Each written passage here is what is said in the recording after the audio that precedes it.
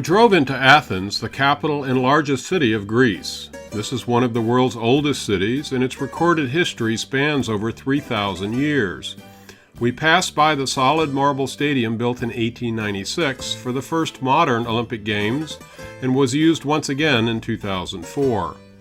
Ancient Athens was the center for the arts, learning, and philosophy, home of Plato's Academy and Aristotle's Lyceum. It is widely referred to as the cradle of Western civilization and the birthplace of a limited kind of democracy. The heritage of the classical era is still evident in the city, represented by the ancient monuments and works of art, the most famous of all being the Parthenon, considered a key landmark of early Western civilization. Our bus drove up Mount Lycabettus to our hotel. We were excited because we knew our hotel had a fabulous view of the Parthenon from its restaurant terrace.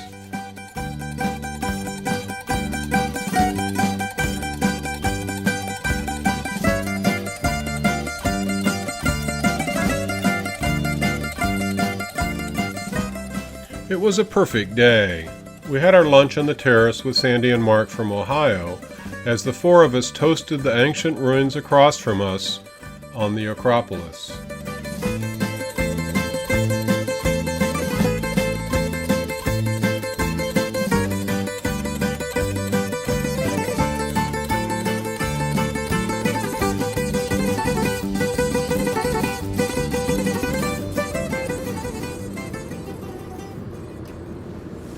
After lunch, we headed out passing the glass statue called the Runner, created to honor the winner of the first modern Olympic marathon. Then we arrived at the Archeological Museum. Previously, we had visited many locations where the treasures in this museum were found. We toured the island of Naxos, where white prehistoric female figures were unearthed.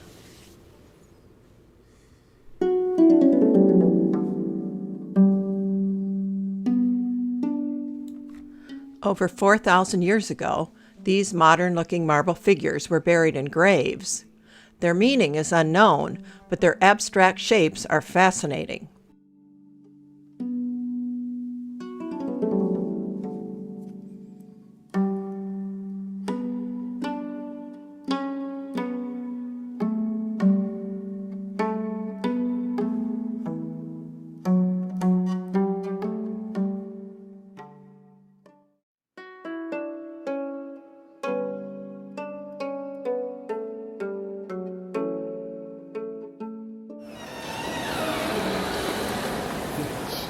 We were admitted to the locked Mycenae treasure room.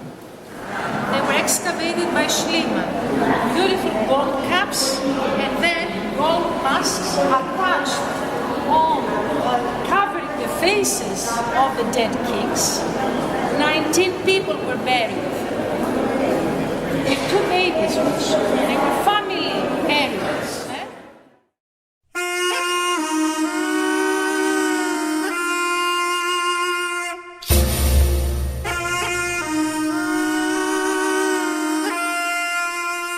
Our tour had visited Mycenae, where in the 1870s, Heinrich Schliemann revealed the Bronze Age items in this room.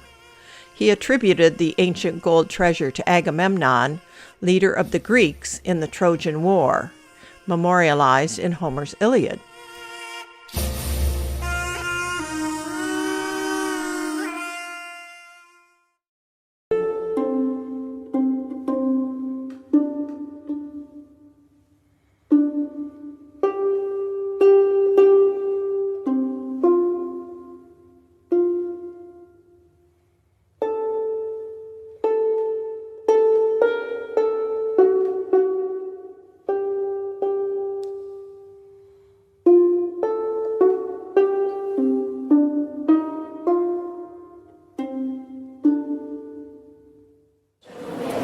A beautiful dagger with 4 men with shields and spears trying to kill lions, a hunting scene which is very realistic.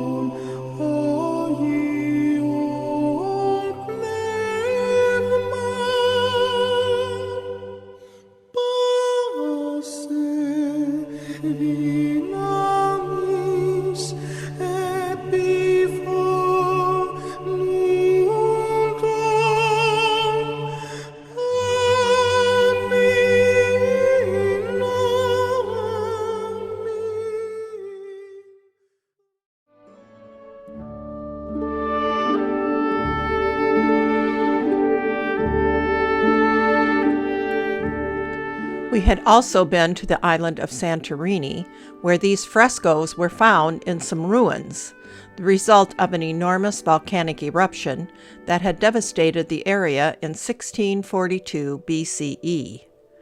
The boxing boys, antelope, and the exquisite spring fresco show how sophisticated the prehistoric island of Santorini was nearly 4,000 years ago.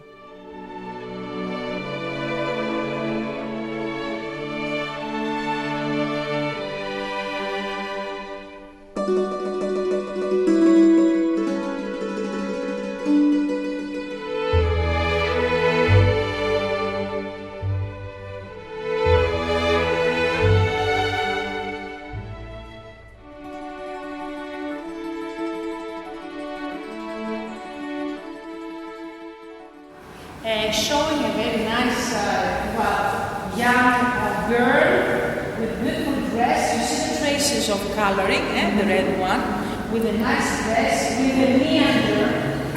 This is a Greek key that you find in Greece. The meander, the symbol of the earth, holding a flower that looks like a poppy, a small poppy.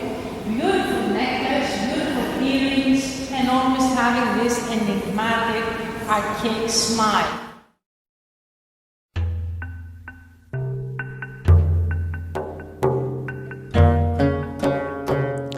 These archaic period statues were now familiar to us, as we had seen many on our trip in Greece.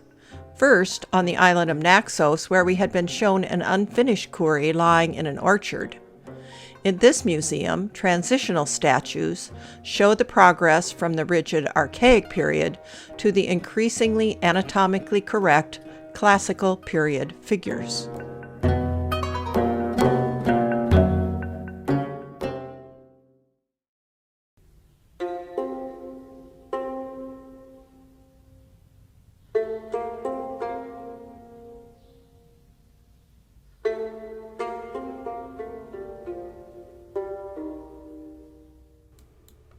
Classical period figures are almost alive in their realism. This bronze Zeus throwing his missing lightning bolt is truly awesome.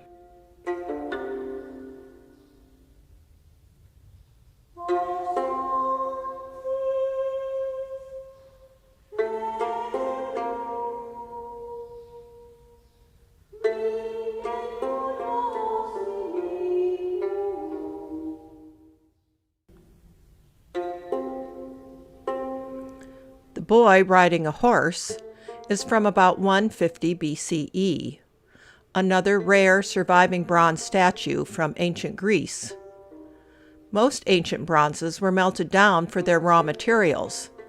This magnificent one and the Zeus were saved from destruction when they were lost in a shipwreck in antiquity and then recovered in 1928.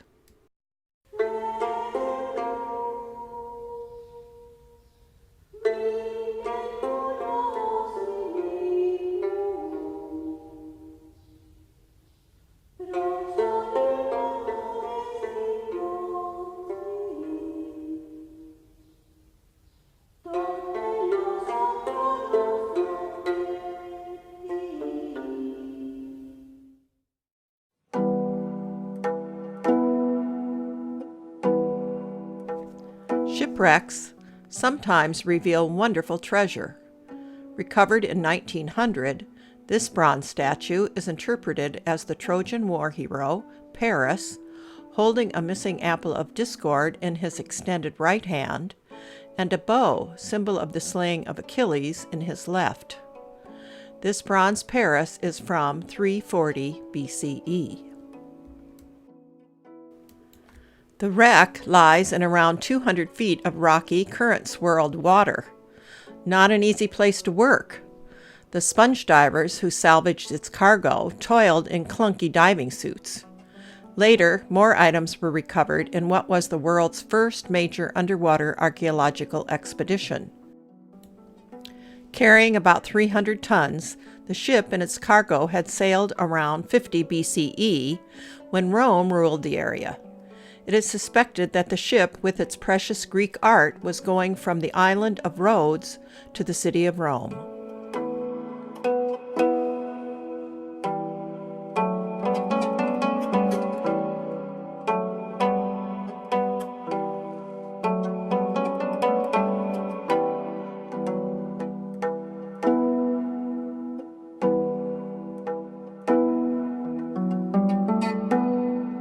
The wreck is best known for yielding a bronze astronomical calculator, the Antikythera Mechanism, widely seen as the most complex device known from antiquity.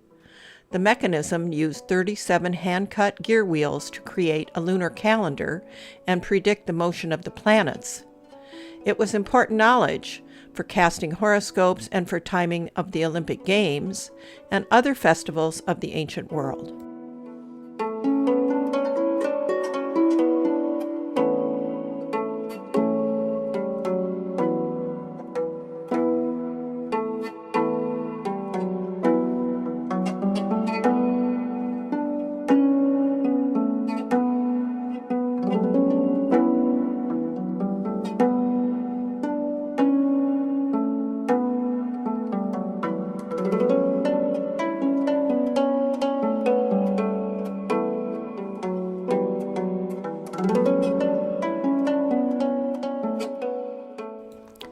The massive hall of artifacts from the famous wreck also included pottery, coins, jewelry, and exquisite glassware.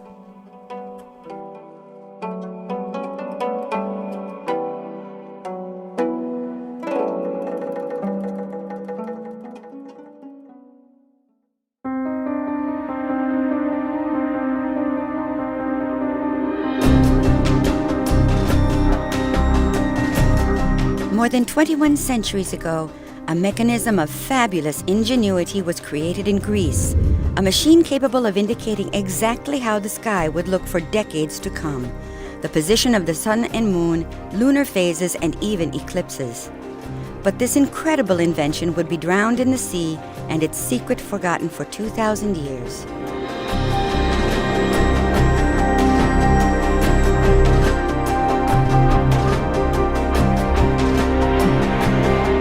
The Roman ships traveling from Asia Minor to Italy passed between the Peloponnesus and Crete. The small island of Antikythera sits right in the middle of this maritime corridor. Its craggy, rugged coast presented a real threat to passing ships, which could be dashed against the unforgiving rocks in a storm. This is precisely what happened around 70 BCE to the ship filled with treasures we now call the Antikythera wreck.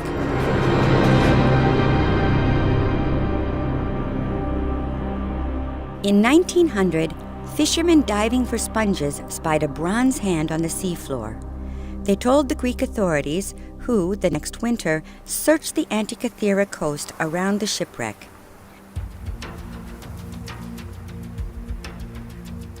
Half concealed in the seabed, they found more than 200 amphorae, some of them intact. Nearby were the usual objects of a ship's crew, such as oil lamps. There were also finely worked vases. The more they searched, the more exceptional objects came to light. In fact, this Roman boat, perhaps on its way from Rhodes or the coast of Asia Minor in what is today Turkey, had been carrying some of the most prized works of art of its day.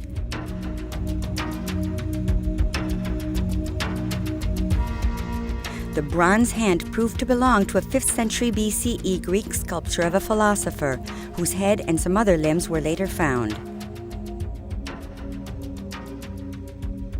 Another major discovery was a bronze Ephebi, a Hellenistic masterpiece sculpted around 340 BCE.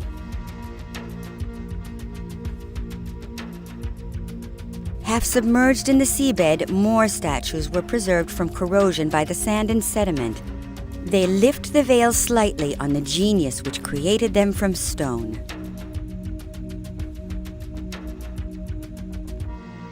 Amongst these sublime objects, the divers found an intriguing bronze item, about 20 centimeters high, which began to disintegrate as soon as it was removed from the water.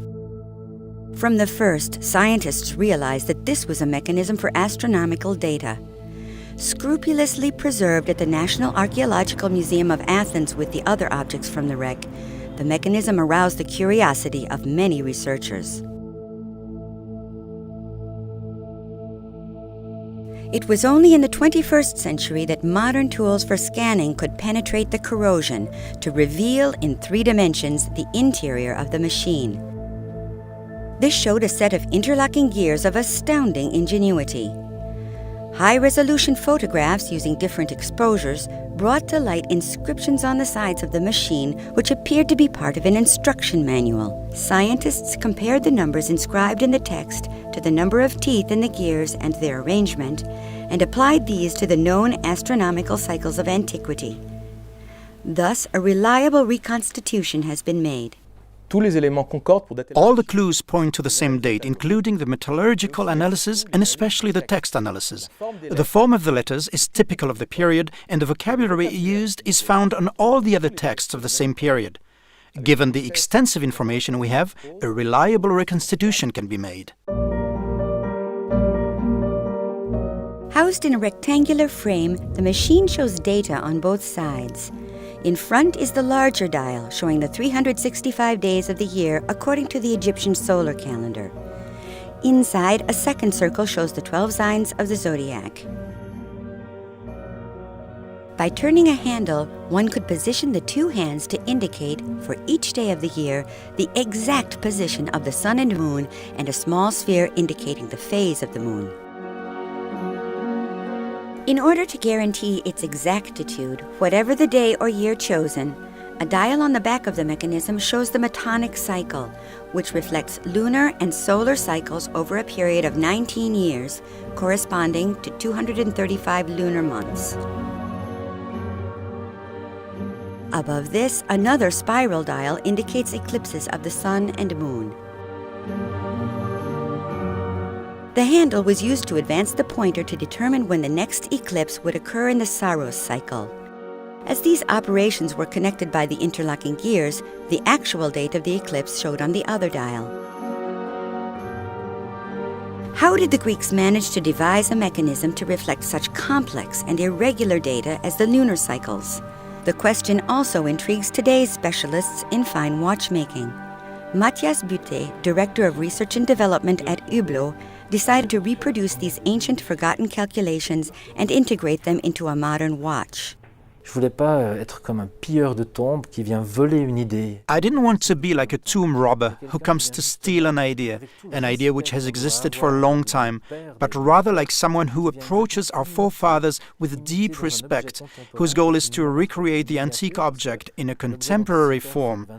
The original is about 20 centimeters high, and we have been able to create a 30mm movement which can easily be worn on a wrist. This Antikythera mechanism includes ingenious features which are not found in modern watchmaking.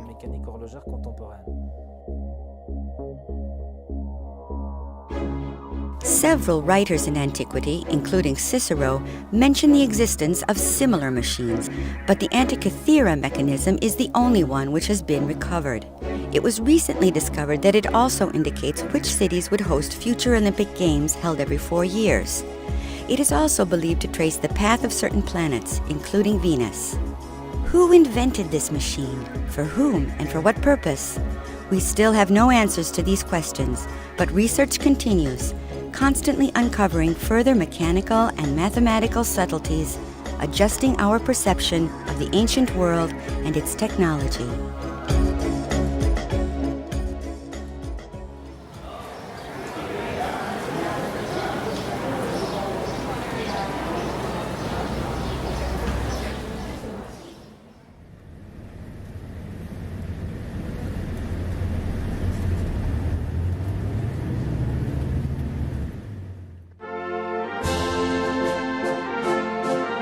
The changing of the guard is at 11 o'clock each morning.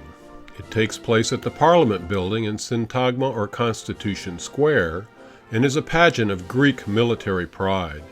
The soldiers are carefully selected for the honor of participating, and their average height is 6'3". Their uniforms recall Greek history with a pleated kilt, or fustenella, catching the most attention. The fustenella harkens back 4,000 years into ancient times, when the kilt was a common clothing item and has signified Greek male identity ever since.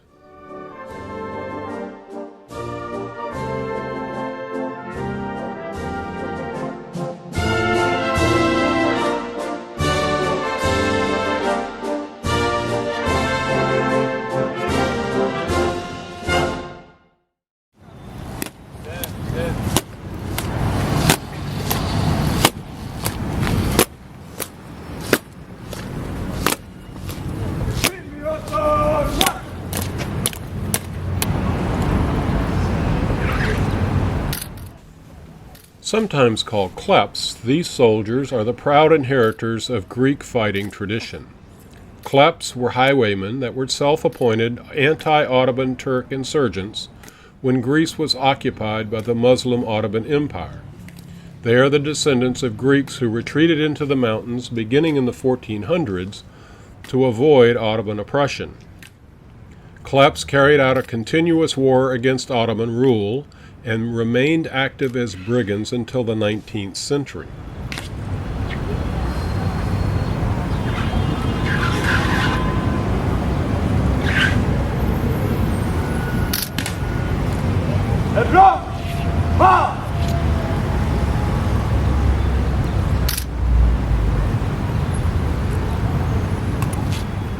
The Greek War of Independence raged from 1821 until 1832, when the Greeks fought with assistance from Russia, United Kingdom, France, and several other European powers against the Ottoman Empire and their allies. A makeshift Greek navy achieved success against the Ottoman navy in the Aegean Sea. They prevented Ottoman reinforcements from arriving. As a result of years of fighting and negotiations, Greece was finally recognized as an independent nation in May 1832.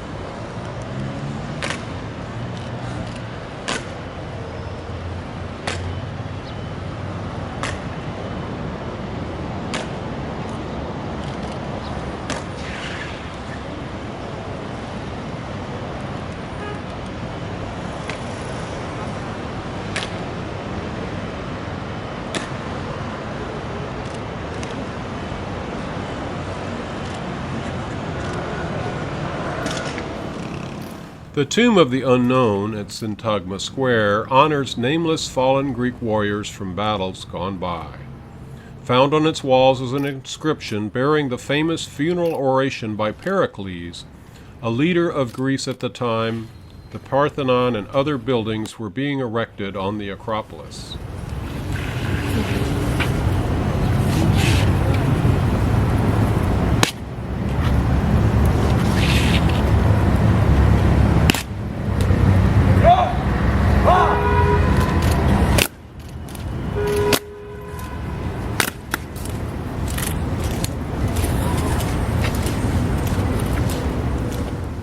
It was an established Athenian practice by 400 BCE to hold a public military memorial and to honor the fallen with a funeral procession. At the end of the Peloponnesian War, during this most famous ceremony, 10 cypress coffins carried the remains of fighters, one for each of the Athenian tribes. The last part of the ceremony was the famous funeral speech delivered by Pericles in 431 BCE. Scholars show parallels to Pericles' oration to that of Abraham Lincoln's Gettysburg Address, and believe Pericles was an inspiration to Lincoln's memorable American battlefield speech.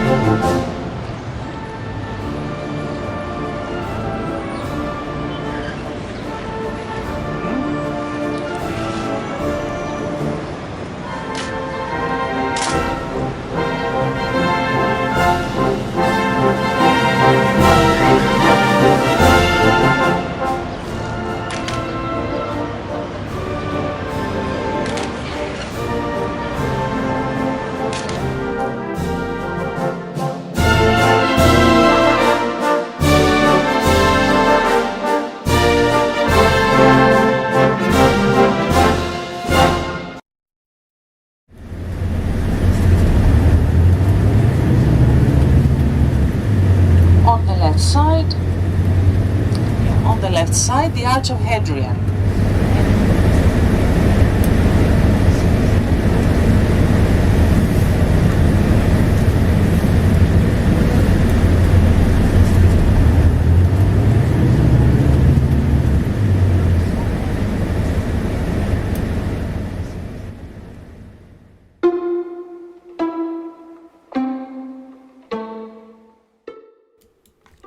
The new Acropolis Museum opened to the public in 2009.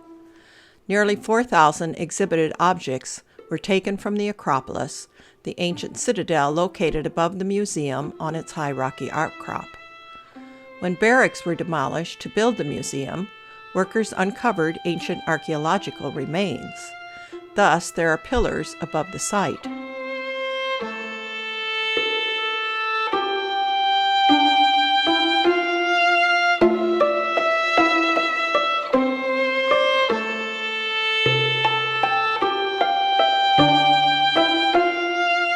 We walked over glass floors, watching workers below, and entered to see, through huge glass walls, the Acropolis high on its citadel.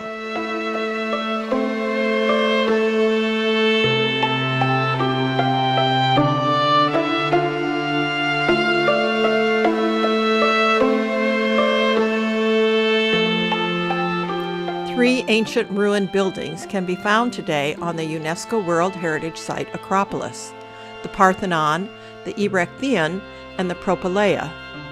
Entrance to the sacred sanctuary of the Acropolis was controlled by the Propylaea, begun in 437 BCE. It was important that people considered ritually unclean be denied access to the sanctuary of the Temple of Athena and other buildings on the holy citadel. The Athenian state treasury was also kept on the Acropolis, making the Propylaea a security checkpoint.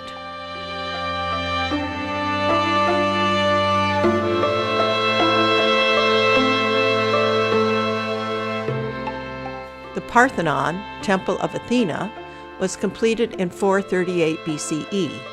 The most ambitious building program in Greek history, the building of the Parthenon was personally overseen by Pericles and completed in less than 15 years, costing in the first year alone the equivalent of $3 billion. Pericles also watched over the creation of the giant 38-foot-tall gold and ivory statue of Athena, housed inside the Parthenon.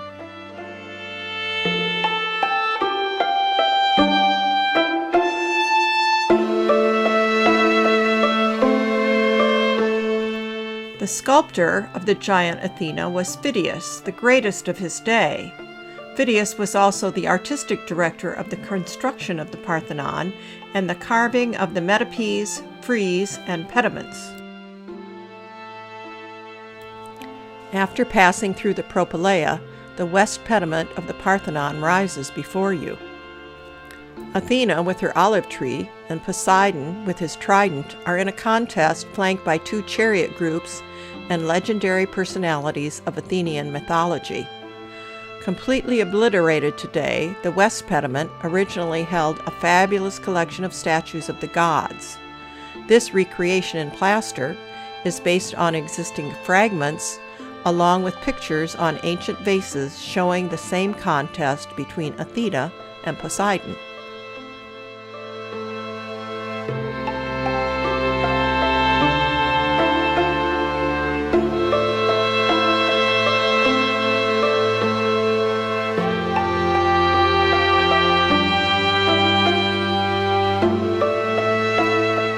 East pediment represents the birth of Athena, god of wisdom, courage, law, and justice, symbolically being born out of the head of her father Zeus, ruler of all the gods.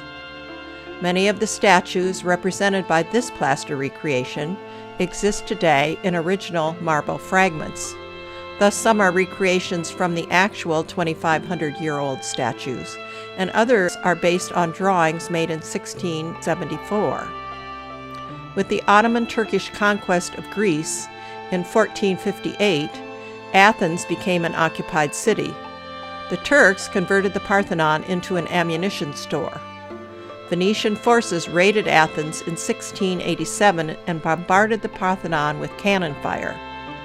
An estimated 700 cannonballs struck the building's western facade alone. Eventually, the gunpowder the Turks had stored in the Parthenon ignited, blowing out 28 columns and severely damaging the temple.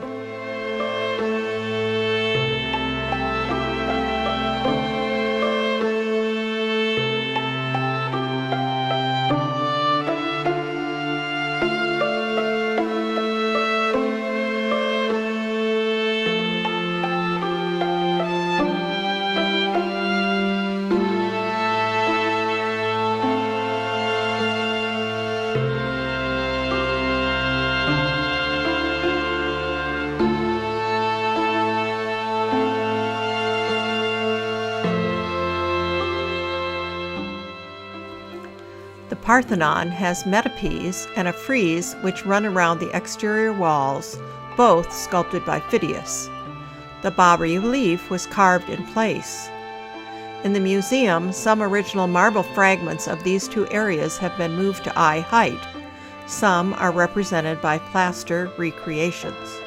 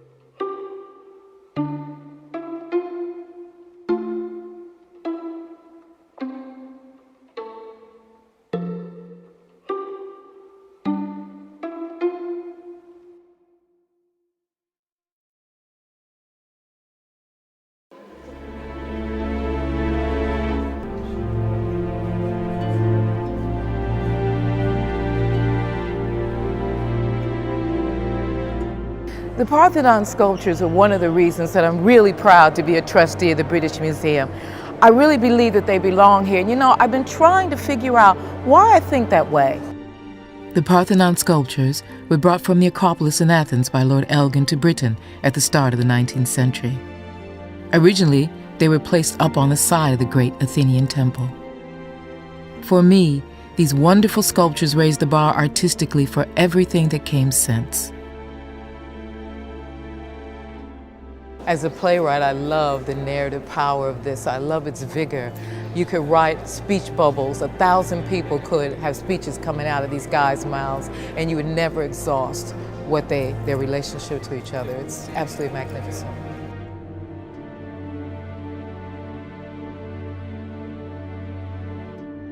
They're so beautiful. Sometimes when I look at them, they really seem like they're live. Well, it's the ultimate in alchemy, isn't it? You take cold, hard marble and you turn it into warm flesh and flowing drapery.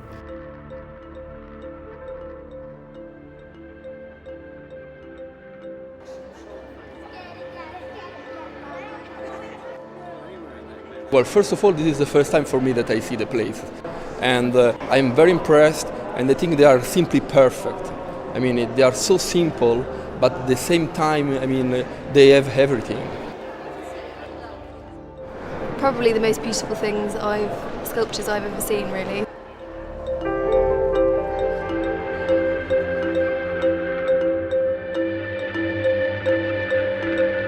To be able to come into the City of London and just kind of go back to a time where such art like this was created is very exciting. They've become great works of art because they have being taken from the building, placed in front of the spectator. And there is another body of sculpture from the Parthenon, and that is gradually being brought down to earth as part of the great conservation program that our colleagues in Greece are undertaking. The British Museum is a centre for Parthenon studies and actively researches the sculptures. It works with scholars from all around the world, including colleagues in Athens. With them, we share a desire for better understanding of what the sculptures meant to people in antiquity and indeed what the sculptures looked like before so many of them were broken or lost. Computer graphics can help here, especially in restoring missing parts, offering alternative restorations and even reconstructing the colours that may once have been applied to the marble.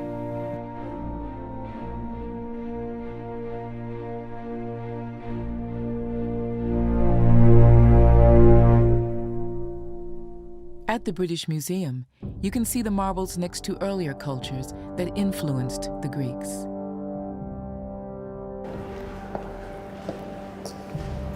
You know, it's amazing to think that when the Greeks were learning and admiring from these objects, they were as far away from the Egyptians as we are from the Greeks today.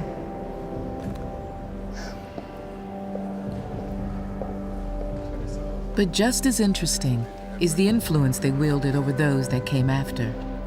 Walk around the Roman gallery, and you can see how slavishly they copied the Greeks they so admired. 1,500 years later, Renaissance artists like Michelangelo were inspired by these Roman copies, as you can see in the museum's prints and drawings room. A drawing like this study for the creation of Adam from the Sistine Chapel ceiling makes marvellous comparison with the reclining river god from the west pediment of the Parthenon. And we can see him refitting the human form to create his ideal version. But moving on to the Indian galleries, other more surprising connections can be made. You know, Sona, this really reminds me of the sculptures and Greek art in general, because, look at the flow here, the drapery flows and the foot stance and this kind of heroic arms outstretched and the shoulders. And it's very Greek, isn't it? It's very interesting you should say that, because this sculpture comes from about the 2nd century AD, from a place in the northwestern frontier, which is today Pakistan, and where the remnants of Alexander's army penetrated India, and so they were trying to be absorbed into the majority faith. So what do? How do you make that easier? You dress the Buddha up to look like a Greek. Throughout the museum, you can find exciting parallels with other cultures and other times.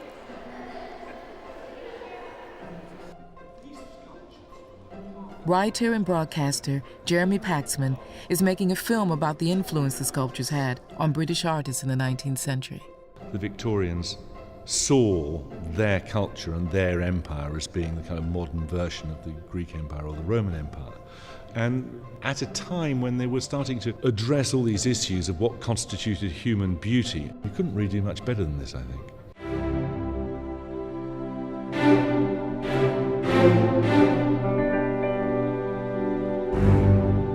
The Parthenon sculptures raises the bar for all of us, and it includes everybody all over the world, and it's for all of us all over the world.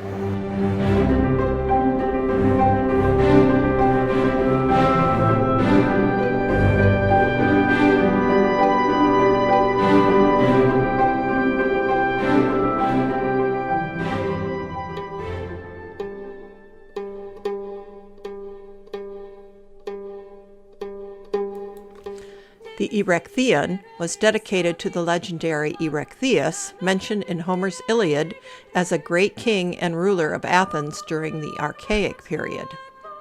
The sculptor and mason of the structure, again, was Phidias, who was employed by Pericles to build both the Parthenon and the Erechtheion. On the south side is the famous Porch of the Maidens, with 6 draped caryatides or female figures as supporting columns. These in the museum are 5 of the original maidens from the Erechtheion.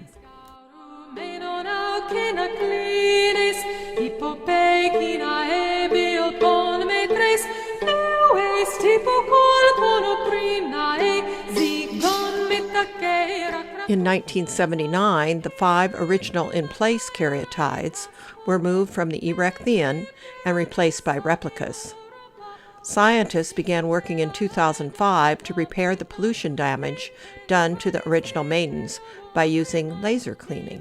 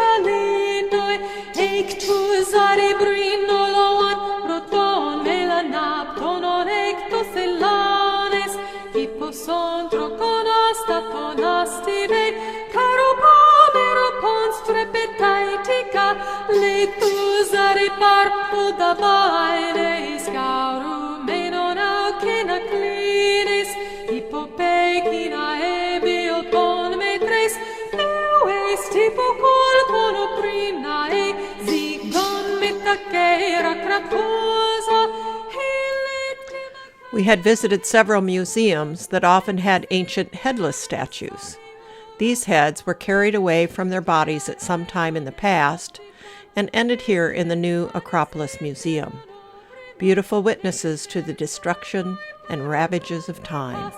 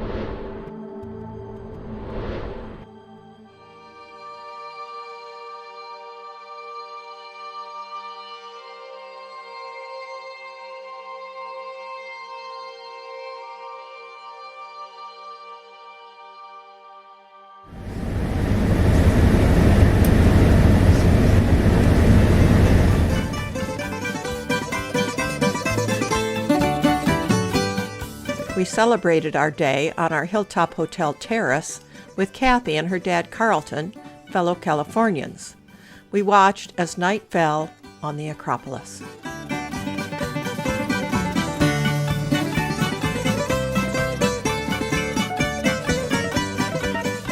In the morning, we once again spied the marble Parthenon from the balcony of our room, and up again at breakfast on the terrace on the top of Mount Lycabettus.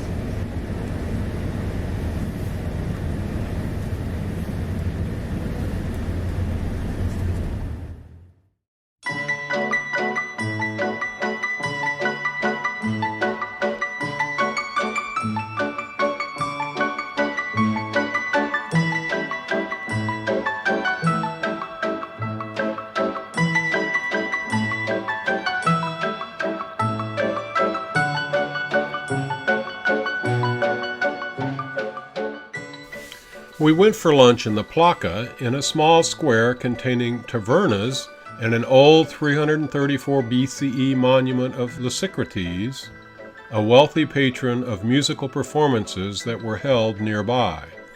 Lord Byron stayed here when he fought and then died in 1824 in the Greek War of Independence. The Plaka had developed around the ruins of the ancient agora, or market of Athens, in an area that has been continuously inhabited since antiquity. During the years of the Ottoman rule, the Plaka was known as the Turkish quarter of Athens. During the Greek War of Independence, the Plaka was temporarily abandoned by its inhabitants due to the severe battles that took place here in 1826. Today it thrives and is visited by hundreds of thousands of tourists.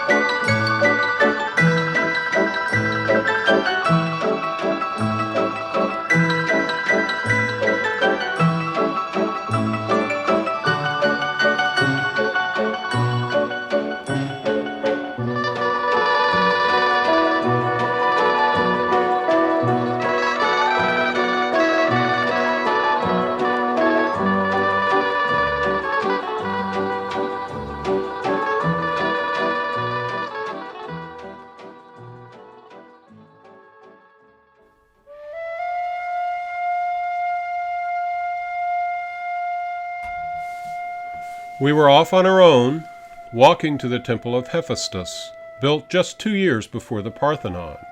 It's located on a hill overlooking the ancient agora, the center of public and political life in Athens. The agora, at the foot of the Acropolis, contains the Pinks, where Athenians gathered for popular assemblies. Meetings were held here 4 times a month on this spot to enact legislation and to hear debates. Thus, the Sphinx is one of the earliest and most important sites in the creation of democracy. Speeches took place here, including the famous funeral oration given by Pericles in 431 BCE. The most influential man of his day, Pericles was involved in every aspect of Athenian life.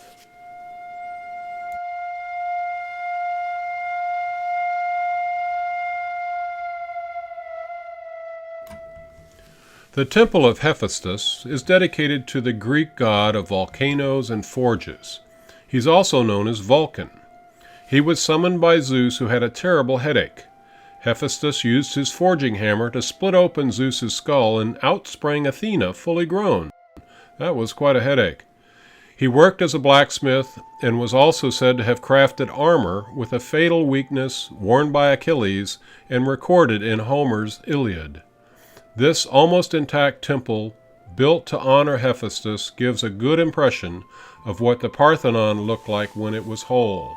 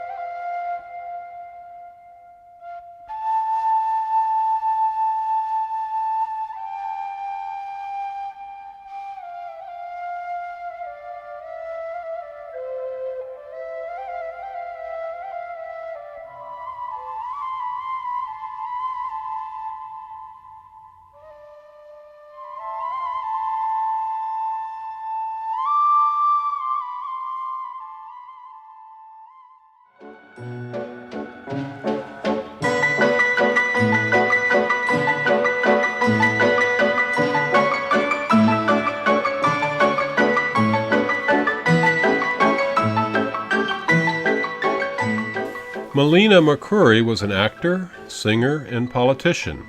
She became Minister of Culture for Greece in 1981.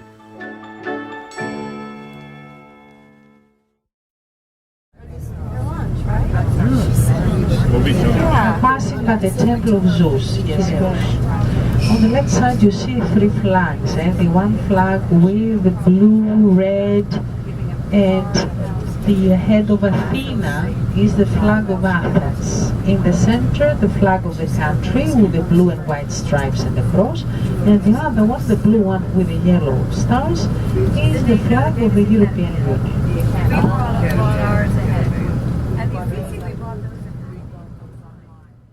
There is evidence that the Acropolis was inhabited as far back as 6,000 years ago. Persians attacked the city in 480 BCE, and practically everything on the Acropolis was destroyed. It was Pericles who initiated the rebuilding effort during the Golden Age of Athens. Pericles, statesman, orator, and general, collaborated with the most acclaimed ancient artistic genius Phidias. Phidias, who later created the Olympian Zeus, began construction of the site's most important sculptures and buildings in 447 BCE. When the Roman rulers of Greece became Christian in 312, the temples were converted to churches, polytheism outlawed, and a pulpit installed inside the cella of the Parthenon. The Muslim Turks took over in 1458 and converted the churches into mosques and added a minaret. Later, in 1687, Venetians bombarded the Acropolis. The Muslim buildings were repaired, but the Acropolis and many of its ancient buildings were left to disintegrate.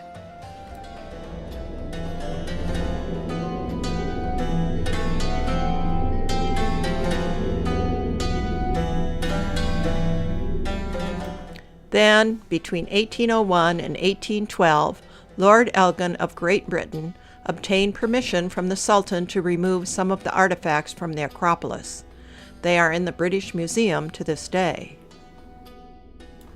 The war for independence from the Turks, beginning in the 1820s, meant the Acropolis was once again a battleground. 3 ancient buildings are all that remain from the Golden Age of Athens and the collaboration between Pericles and Phidias. We ascended the marble walkway to the Acropolis, as countless others have done through the ages.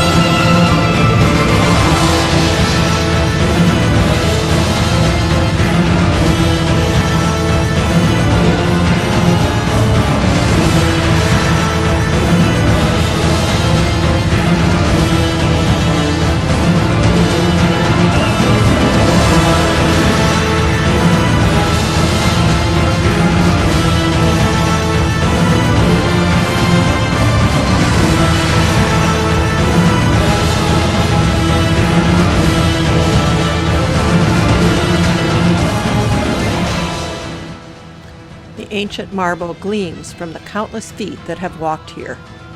We were actually returning to the Acropolis as we had visited in 1998. We walked down to the west end of the citadel and looked out to see Mount Lycabettus in the distance.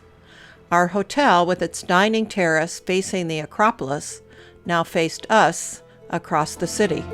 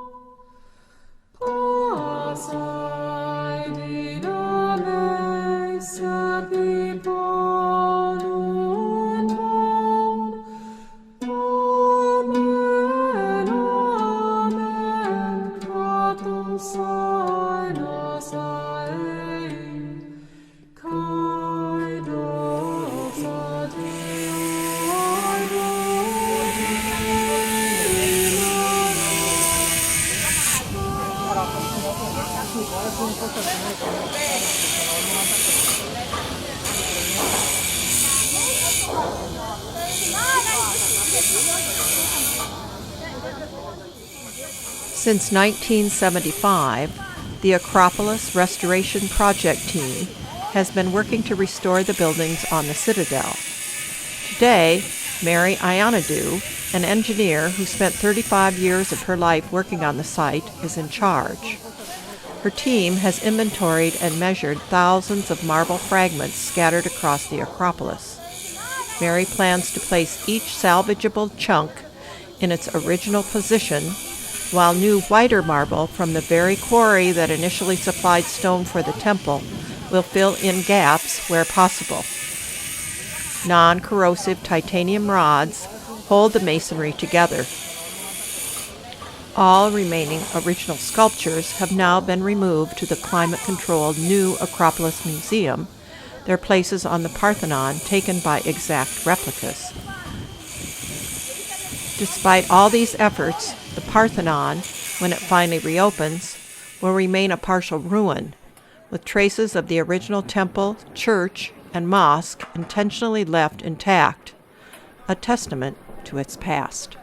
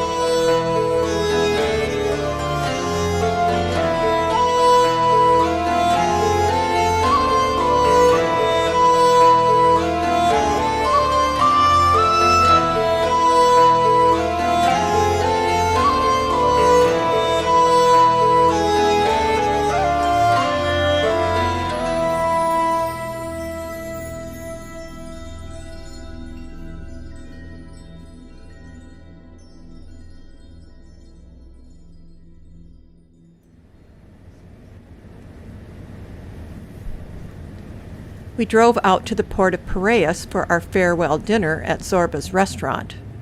In the distance, we could see Mount Lycabettus and beyond the Acropolis as we passed the modern football stadium erected for the 2004 Athens Olympic Games.